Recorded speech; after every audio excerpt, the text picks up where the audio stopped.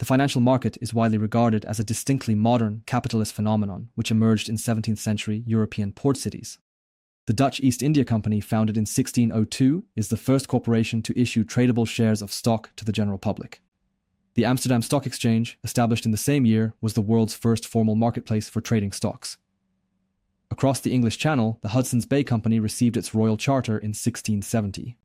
London's securities trading developed around Jonathan's Coffee House in Change Alley, where brokers gathered to negotiate face-to-face, sign physical contracts, settle transactions in coins, and await the return of ships from Asia to know whether their investments would generate dividends. What I have just laid out is the conventional origin story of financial markets, a narrative which tied them firmly to modern mercantile capitalism.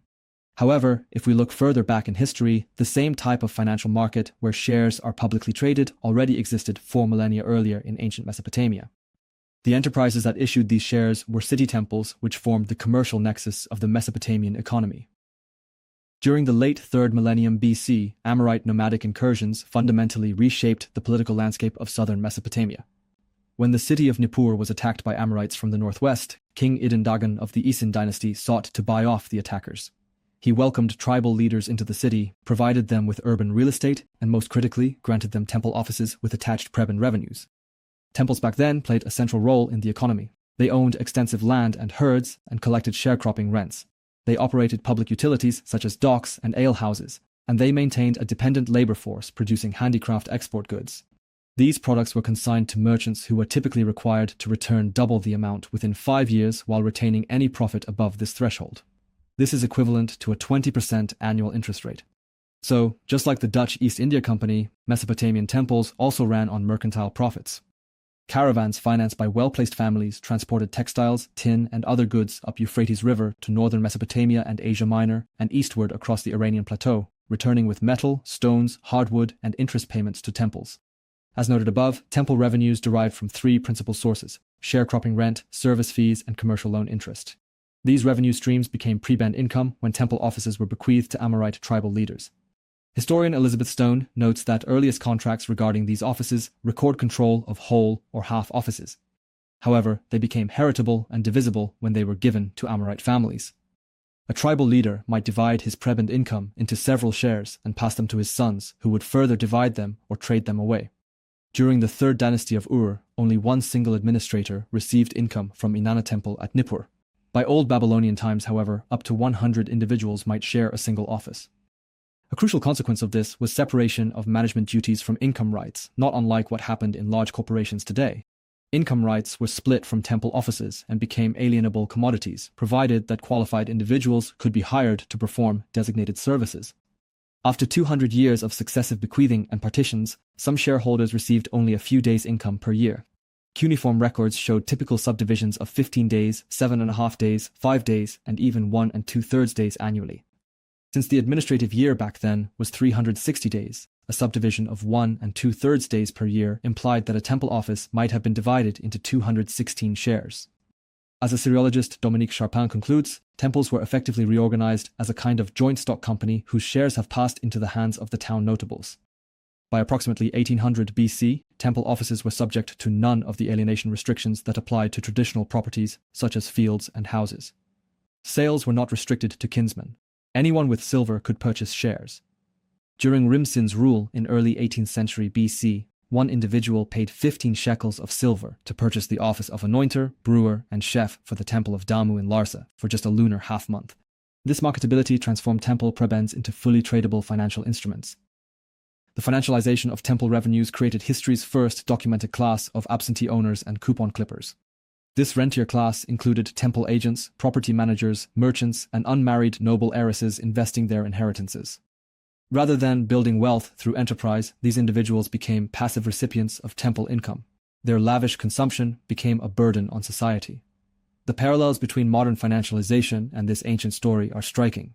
Just as modern shareholders can own stakes in corporations without participating in management, these ancient prebend holders collected revenues without performing temple services. Some owned shares in multiple temples simultaneously. Records showed that one man held prebends in Ur's temples of Nana, Ninlil, and Gula. The temple, once a dynamic economic institution, had been transformed into a mechanism for rent extraction. The emergence of this financial market prompted far-reaching social consequences. As the rentier class grew, wealth was increasingly transferred out of public institutions. By 1875 to 1850 BC, a class of independent merchants emerged in Kish and northern cities. Large estates proliferated in the mercantile quarter of Larsa. During the reign of Warad Sin and Rim Sin, mercantile activities reached their peak. Family archives showed large investors, including Balmunami, Idin Amurum, and Ubar Shamash, acquiring numerous houses, grain stores, and slaves. These entrepreneurs naturally gravitated toward rural usury as a lucrative sideline venture. The scale of grain loans expanded dramatically during this Middle Bronze Age period. Previously, small rural debtors, unable to pay, were taken into creditors' households and treated as family dependents. However, Larsa's large-scale credit operations severed those personal relationships. Debt bondage became commercialized as creditors hired out bond servants to employers requiring seasonal labor. The archive of Balmunamhi illustrated this transformation. Most documents involve slaves and bondservants. Some sold themselves into bondage to pay debts. Others were sold by parents unable to support them. Self-sales usually occurred in the last quarter of the year, since winter was when supplies were low and debts mounted. Labor was needed primarily in autumn for plowing, sowing, and in spring and summer months for crop harvesting. Winter months required fewer workers. Therefore, Balmunami would release his slaves to their own households during agricultural off-seasons, treating human beings as inventory to be stored and deployed according to seasonal demand.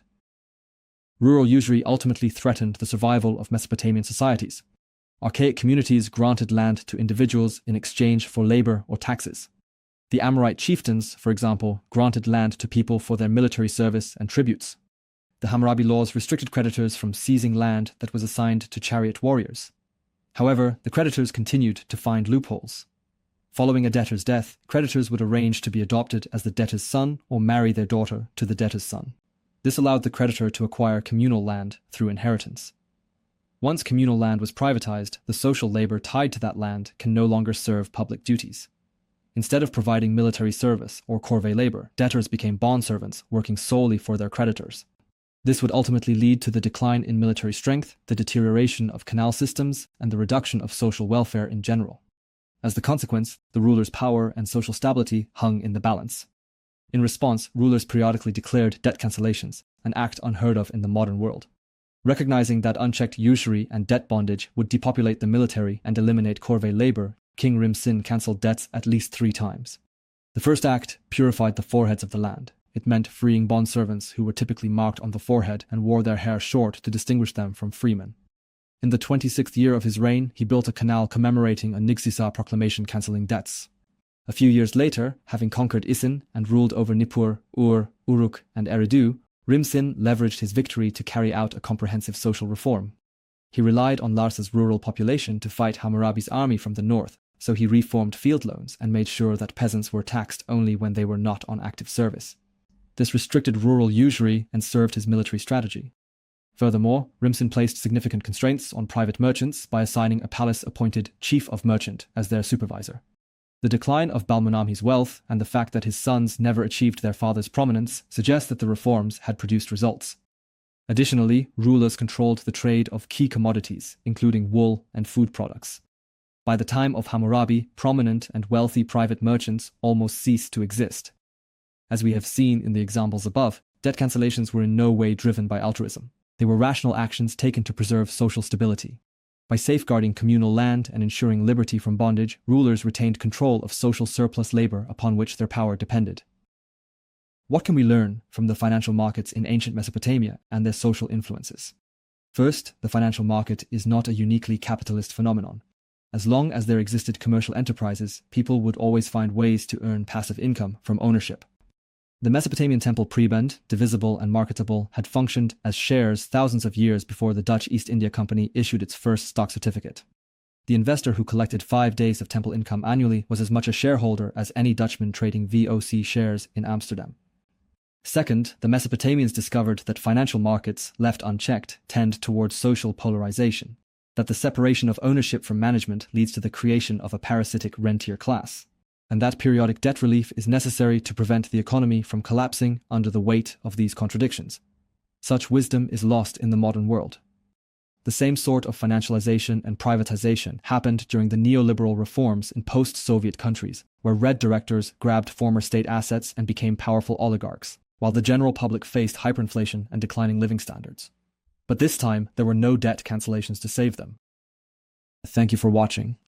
I would really appreciate it if you could give me a like or subscribe to my channel. Have a good day. I will see you next time.